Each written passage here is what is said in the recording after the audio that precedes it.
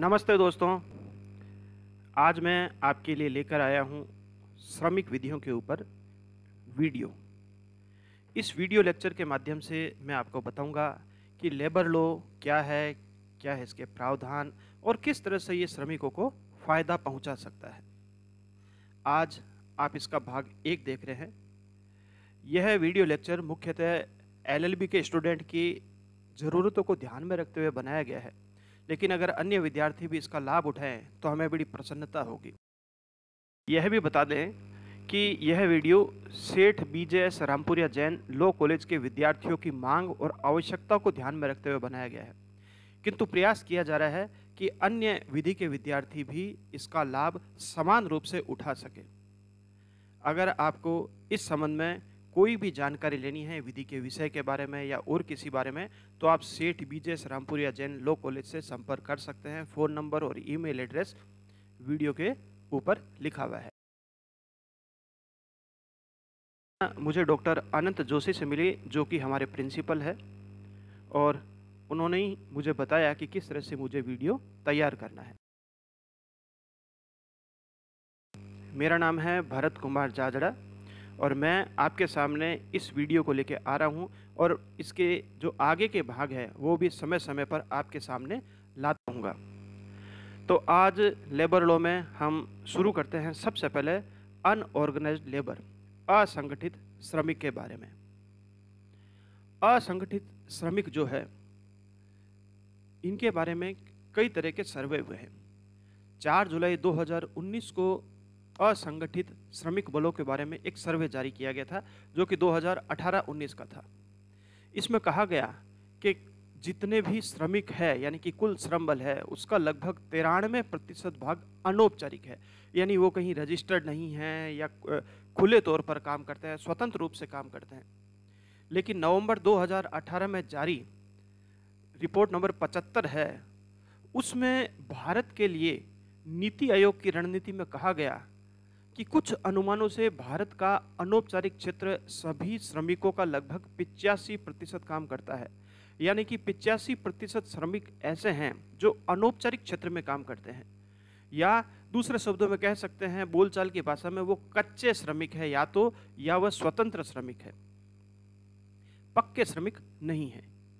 इसी तरह से राष्ट्रीय सांख्यिकी आयोग NSC 2012 की एक दूसरी सरकारी रिपोर्ट है, उसमें कहा गया है कि असंगठित क्षेत्र सांख्यिकी समिति की रिपोर्ट अभी भी है, जो कहती है कि अनौपचारिक कार्यबल का हिस्सा कुल का 90% से अधिक है, लेकिन इस रिपोर्ट में स्रोत का कोई उल्लेख नहीं किया गया है।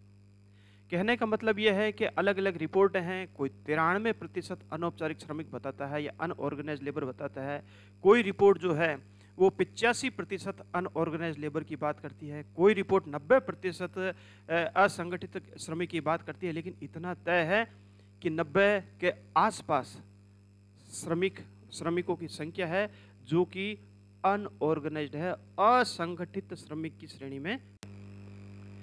अब बात करते हैं भारत में असंगठित श्रम बल के बारे में और अधिक। भारतीय अर्थव्यवस्था में अनौपचारिक या असंगठित श्रमिक जो है वो रोजगार के विशाल बहुमत के बारे में बात करते हैं, यानी कि जितने भी श्रमिक है या जितने श्रमिक किसी न किसी माध्यम से रोजगार ले रहे हैं, उनमें से बहुमत वर्ग वह है जो कि असंगठित है, और बहुत छोटा सा वर्ग ऐसा है जो कि संगठित श्रमिक है, जिनके पास ट्रेड यूनियन है, जिनके पास मजदूरों के अधिकार है, जो अपने अधिकारों की मांग कर सकते हैं।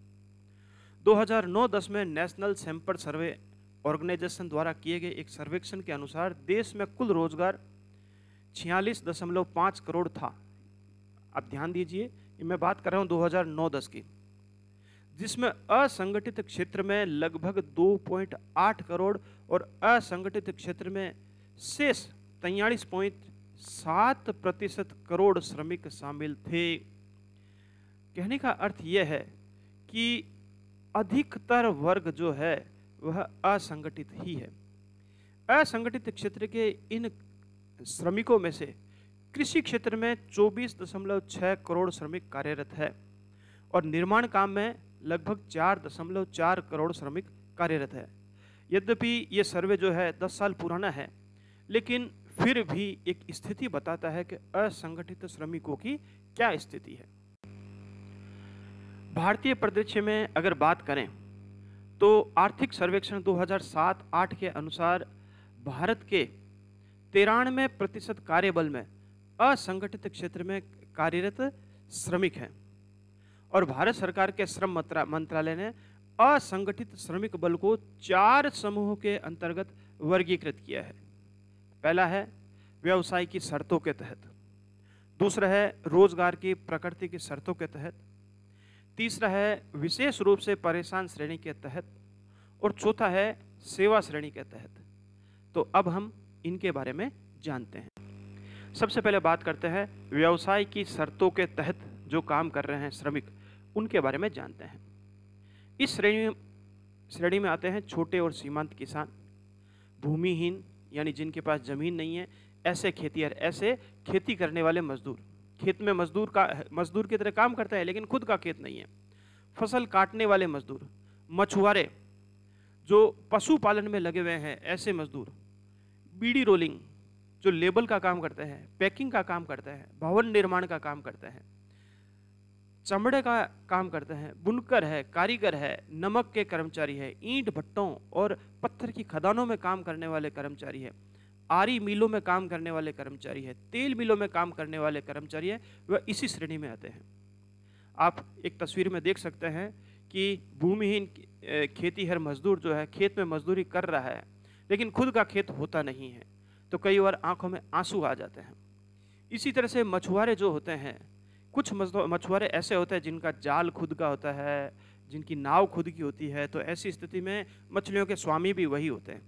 लेकिन कुछ इनके साथ श्रमिक होते हैं जिनका ना खुद का जाल होता है, ना मछलियाँ होती है और ना ही उनके मछलियों के ऊपर स्वामित्व होता है। ऐसे श्रमिक भी इसी श्रेणी में आते हैं। पशुपालक जिनके पास 1 या 2 मुश्किल से पशु है और वह पशुपालन करके जैसे तैसे अपना गुजारा कर रहे हैं, इसी श्रेणी में। अब बात करते हैं रोजगार की प्रकृति की शर्तों के तहत। इस श्रेणी में वह आते हैं जो कहने को तो मजदूरी की तरह काम कर रहे हैं लेकिन उनकी मजदूरी भी इस तरह की है कि उसे देखकर दया आने लग जाती है। इसमें शामिल है कृषि मजदूर जो खेतों के अंदर काम करते हैं और महीने के आधार पर काम करते हैं या पूरे खेत के आधार पर काम करते हैं। कभी कभी आने वाले नहीं है ये कभी कभी आने वाले नहीं है, ये पूरी खेती के अंदर पूरी कसी रहेगी तब तक काम करेंगे आने वाले। या बंधुआ मजदूर है, ईंट भट्टा के ऊपर काम करते हैं, ये कभी कभी आने वाले नहीं है, ये हमेशा रहते हैं। बंधुआ मजदूर है, प्रवासी श्रमिक है, ये कहीं और के निवासी है और कहीं और पे आके बस चुके हैं। प्रवासी श्रमिक के बारे में अभी लॉकडाउन के अंदर आप बहुत कुछ जान चुके हैं कि जब इनके पास में काम नहीं था तो इनको किस तरह से पैदल चल के अपने गांव जाना पड़ा था। आप तस्वीरें देख रहे हैं 3। पहली तस्वीर में आप देख रहे हैं कि खेत में काम करने वाले मजदूर हैं। ये मजदूर वो है जो खेती के आधार पर काम करते हैं। एक फसल में जब पहले काम शुरू होता है, बिजाई से लेकर रोपाई से लेकर फसल के कटने तक, ये लगातार खेत में काम करने वाले मजदूर हैं। दूसरी श्रेणी है बंधुआ मजदूर की। ये लगातार काम करने वाला मजदूर है तो ऐसा लगता है ये मंथली इनको कोई इनकम मिलती होगी। और तीसरी तस्वीर आप देख रहे हैं, इसके अंदर प्रवासी श्रमिक है और इनके बारे में आप काफ़ी कुछ। अब बात करते हैं विशेष रूप से परेशान श्रेणी के तहत आने वाले श्रमिकों के बारे में। इसमें आते हैं ताड़ी मजदूर। ताड़ी मजदूर को ये ताड़ के पेड़ के ऊपर बहुत ऊंचाई पर चढ़ना पड़ता है। कई बार ये इस पेड़ पे चढ़ते चढ़ते फिसल जाते हैं और जब फिसलते हैं तो इनके घुटने, हड्डी, पेट की चमड़ी, हाथ की चमड़ी बुरी तरह से छिल जाती है। और कई बार तो ऐसा भी होता है कि इनकी हड्डी भी टूट जाती है और चमड़ी भी छिल जाती है और इतने बुरी तरह से घायल हो जाते हैं चेहरा और अन्य कि ये दोबारा कभी पेड़ पे चढ़ने लायक ही नहीं बचते। लेकिन फिर भी ये मजदूर पेड़ पे चढ़ते हैं, ताड़ी मजदूर, और पेड़ पे काम करते हैं। दूसरी श्रेणी में आते हैं मेहतर, जो कि आप देखते हैं सिविल लाइन के अंदर जाकर सफाई कर्मचारी की तरह काम कर रहे होते हैं। इसी तरह से हम तीसरा रख सकते हैं हेड लोड के वाहक, यानी जो सर के ऊपर भार ढोते हैं, या पशु चालित वाहनों के वाहक है, यानी कि बैलगाड़ी, ऊंट गाड़ी, इस तरह की कोई गाड़ी चला रहे हैं, या लोडर केवल भार ढोने वाले स्वतंत्र रूप से, लोडर और अनलोडर, उनका काम होता है कि कहीं भी कोई ट्रक आया तो उसके अंदर जो माल है यानी बोरियां हैं उसको नीचे उतारना और वापस खाली ट्रक के अंदर बोरियां भरना। लोडर और अनलोडर ये सभी इसी श्रेणी में आने वाले श्रमिक हैं। अब बात करते हैं सेवा श्रेणी के तहत। ये वह है जो सेवा करते हैं तो इनको काम मिलेगा, नहीं तो इनके पास मजदूरी का कोई साधन नहीं मिलेगा। इसमें शामिल है मिडवाइफ यानी कि दाइयाँ, घरेलू कामगार। आप एक तस्वीर देख सकते हैं, एक छोटी सी बच्ची है, प्यारी सी बच्ची है और लोगों के घरों के अंदर काम कर रही है। ये तस्वीर बड़ी करुणाजनक है, किंतु ये एक सच्चाई है कि ऐसा भी होता है। इसी तरह से मछुआरे और महिलाएं, नाई, सब्जी और फल विक्रेता, न्यूज़पेपर विक्रेता, जो लगते हैं कि अपना खुद का काम कर रहे हैं, लेकिन उनके पास में कोई संतोषजनक रोजगार का साधन नहीं होता। सब्जी बेचने वाला है, सब्जी आज बिकेगी नहीं बिकेगी, कुछ भी हो सकता है। मछुआरा है, मछली आज पकड़ में आएगी नहीं आएगी, कुछ भी हो सकता है। ये वे मजदूर है जो ऊपर की श्रेणियों से कुछ ठीक लगते हैं, लेकिन आर्थिक स्थिति को लेकर इनके भी अनिश्चितताएं बरकरार रहे। अब हम बात करेंगे कुछ और श्रेणियां हैं उनके बारे में। इस श्रेणी में आते हैं मोची, हमाल। मोची आप देखते हैं सड़क पे जगह जगह आपको मिल जाएंगे, जूते पॉलिश करने के लिए, जूते की रिपेयरिंग करने के लिए। हमाल जो कि भार ढोते हैं और ये मजदूरी का काम इसी तरह से करते हैं। लोडिंग और अनलोडिंग वाले तो ट्रकों के अंदर केवल लोड और अनलोड करके चले जाते हैं, लेकिन ये कारखानों में काम करते हैं, गोदामों में काम करते हैं। इसी तरह से कारीगर जो भवन निर्माण करते हैं, हैंडलूम बुनकर जो कि घरों के अंदर बैठे बैठे या किसी कारखाने के अंदर बुनाई का काम करते हैं, और ये बुनाई का काम बहुत ही मुश्किल होता है। इसमें आंखें जो है वो कम उम्र में ही इसमें चश्मा लग जाता है, ऐसी भी कई बार समस्याएं आती है। इसके अलावा और बहुत सारी श्रेणियां हैं जिसके अंदर लेडी टेलर, जो घर के अंदर महिलाएं सिलाई कढ़ाई का काम करती है, शारीरिक रूप से विकलांग है और स्वरोजगार करने वाले व्यक्ति है, वह जैसे गाड़ी के अंदर कुछ बेच रहे हैं, ट्रेन के अंदर बेच रहे हैं, बस के अंदर कुछ बेच रहे हैं, छोटा सा पेन ले लिया, पेंसिल ले लिया और बेच रहे हैं। रिक्शा चलाने वाले, ऑटो चलाने वाले, सेरिकल्चर वर्कर, बढ़ई, चमड़ा श्रमिक, पावरलूम श्रमिक, शहरी गरीब, ये सभी इसी अतिरिक्त श्रेणियों में सम्मिलित किए जाते हैं। ये स्थिति बड़ी विकट है, और लेकिन फिर भी हम देखेंगे भारत में असंगठित क्षेत्र की काफ़ी प्रमुखता है। प्रमुखता का यहाँ अर्थ है कि भारतीय में असंगठित श्रमिक ही सबसे ज़्यादा हमें देखने को मिलते हैं, संगठित श्रमिक काफ़ी कम मिलते हैं। असंगठित रोजगार प्रबलता का मुख्य उद्देश्य भारत में श्रम बाजार परिदृश्य की केंद्रीय विशेषताओं में से एक रहा है। यह क्षेत्र जीडीपी के लगभग आधे हिस्से में योगदान देता है। रोजगार के मोर्चे में इसका वर्चस्व ऐसा है कि कुल कार्यबल का 90% से अधिक अनौपचारिक अर्थव्यवस्था में लगा हुआ है, लेकिन फिर भी इनकी सुनवाई करने वाला कोई नहीं है। असंगठित क्षेत्र में राष्ट्रीय उद्यम योजना की एक उप समिति के नवीनतम अनुमान के अनुसार असंगठित क्षेत्र का सकल घरेलू उत्पाद में योगदान लगभग 50% है। ध्यान दीजिए, जीडीपी में इनका योगदान है 50%, इनकी संख्या है 90%, और इनको मिलता क्या है? कुछ नहीं। जो 10% संगठित श्रमिक है, मजदूर यूनियन के नाम पर जो अधिकार ले पाते हैं केवल वही ले पाते हैं। ये 90% मजदूर यूनियन के जो अधिकार है, मजदूरों के जो अधिकार है, उनसे वंचित ही रहते हैं। अब हम बात करेंगे कुछ और। इस क्षेत्र में रोजगार की विशेषता जो है अत्यधिक सीजनात्मकता है, यानी कि कोई एक सीजन विशेष आता है तभी इनके पास रोजगार होता है, अन्यथा इनके पास कोई रोजगार नहीं होता। जैसे कृषि क्षेत्र के अंदर कुछ फसलें ऐसी होती है जो 4 महीने, कहीं 6 महीने, कहीं 8 महीने ही काम होता है, बाकी महीने इनके पास कोई काम नहीं होता।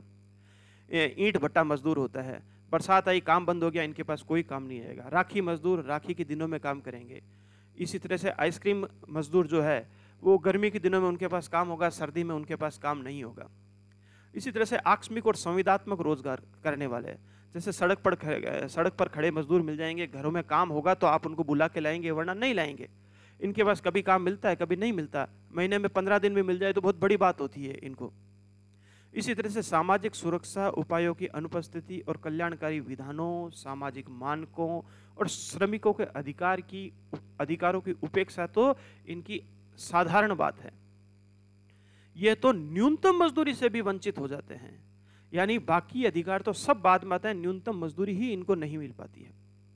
खराब मानव पूंजी आधार यानी कि शिक्षा, कौशल और प्रशिक्षण के मामले में, और साथ ही कार्यबल और कम गतिशीलता की स्थिति आलोचनीयता को बढ़ाती है, यानी इसकी और आलोचनाता की वजह बन जाती है।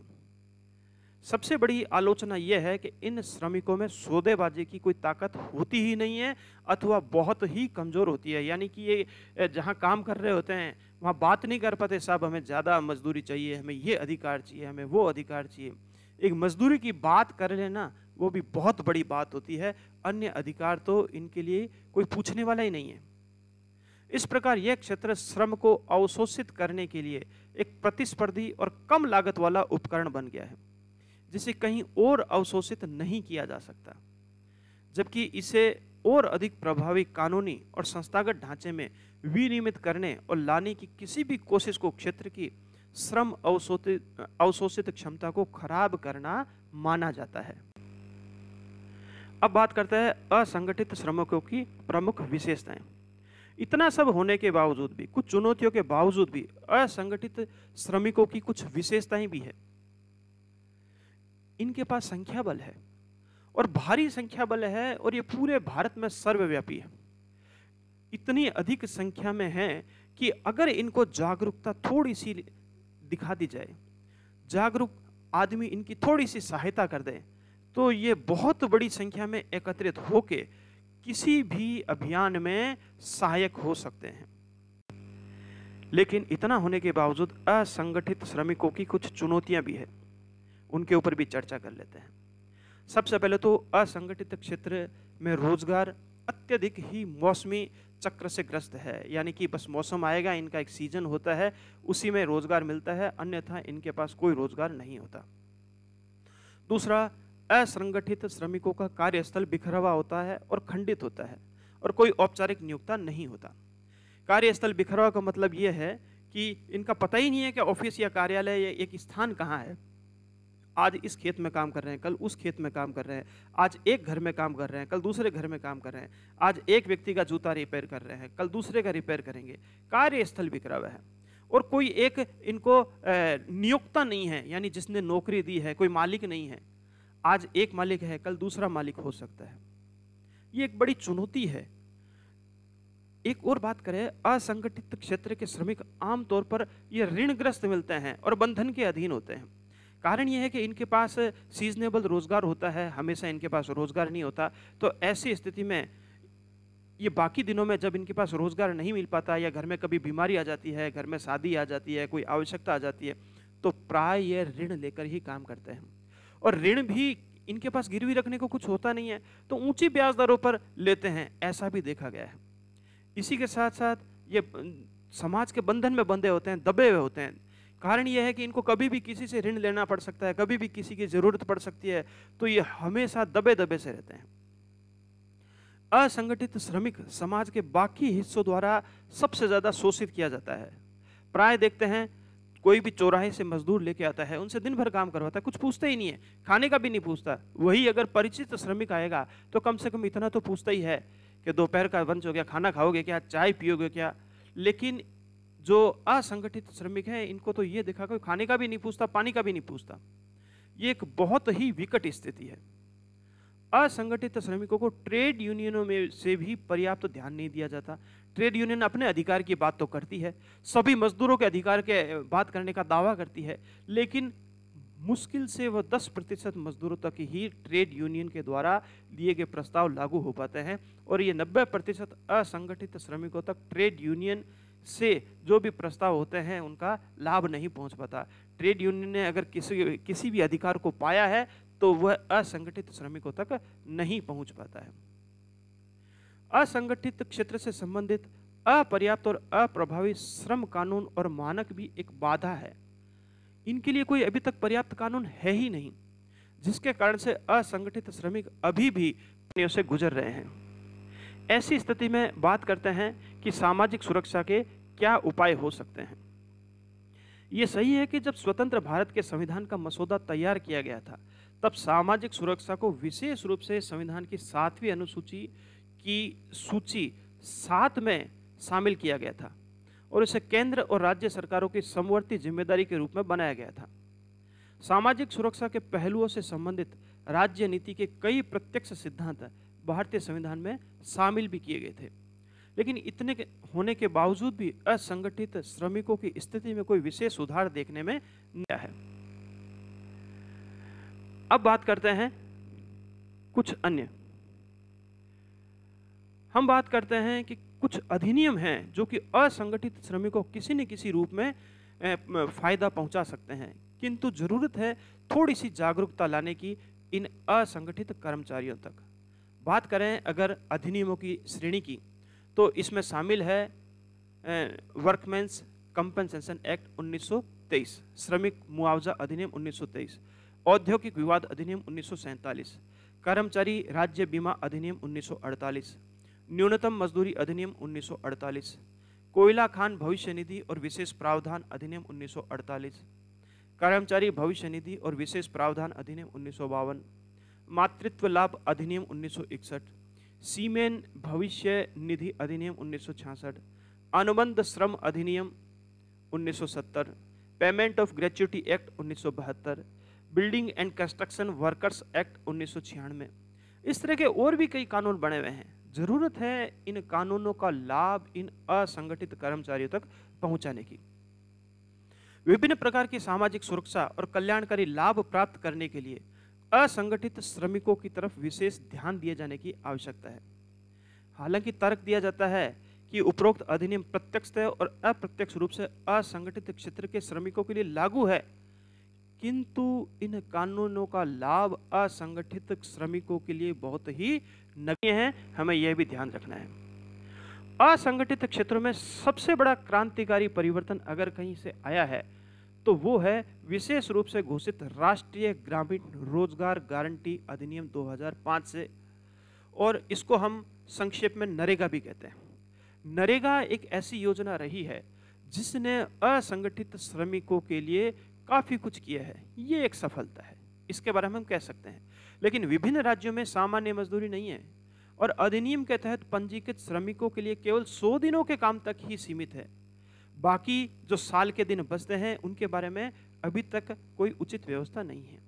इस अधिनियम के अनुसार कार्य गारंटी ग्रामीण क्षेत्रों में ही लागू होती है। शहरी गरीबों के बारे में अभी तक इसके बारे में स्थिति कमजोर है। तो हम कह सकते हैं कि ये एक प्रयास है। आशा करते हैं आने वाले समय में इस तरह के और अधिक प्रयास होंगे जिससे असंगठित श्रमिकों को लाभ होगा। अब बात करते हैं असंगठित क्षेत्र के कल्याणकारी उपाय क्या हो सकते हैं। श्रम और रोजगार मंत्रालय ने असंगठित क्षेत्र में आने वाले बुनकरों, हथकरघा श्रमिकों, मछुआरों और मछली पालन करने वाले, ताड़ी निकालने वाले, चमड़ा कार्यकर्ताओं, वृक्षारोपण मजदूरों, बीड़ी मजदूर और अन्य श्रमिक है उनके लिए असंगठित कर्मकार सामाजिक सुरक्षा अधिनियम 2008 को अधिनियमित किया है। यह अधिनियम राष्ट्रीय सामाजिक सुरक्षा बोर्ड के एक संविधान उपलब्ध कराता है जो सामाजिक सुरक्षा योजनाओं के निर्माण, जीवन और विकलांगता कवर, स्वास्थ्य और मातृत्व लाभ, वृद्धावस्था सुरक्षा और कोई भी अन्य लाभ जो असंगठित मजदूरों के लिए सरकार द्वारा निर्धारित किया गया हो के लिए अपनी अनुसंधान और सिफारिशें देता है। और इसी अनुसार मंत्रालय ने एक राष्ट्रीय सुरक्षा बोर्ड का गठन भी किया है। तो इस तरह से ये सब प्रयास हो सकते हैं जिनसे असंगठित क्षेत्र में कुछ कल्याणकारी लाभ जो है वो श्रमिकों को मिल सके। और अंत में बता दूं कि ये वीडियो आपके लिए मैं भरत कुमार जाजरा लेके आया था और आगे भी इसी तरह की वीडियो लाता रहूँगा। इस वीडियो को देखने के लिए आपका बहुत बहुत धन्यवाद। फिर मिलेंगे अगले वीडियो में। तब तक के लिए जय हिंद, नमस्कार।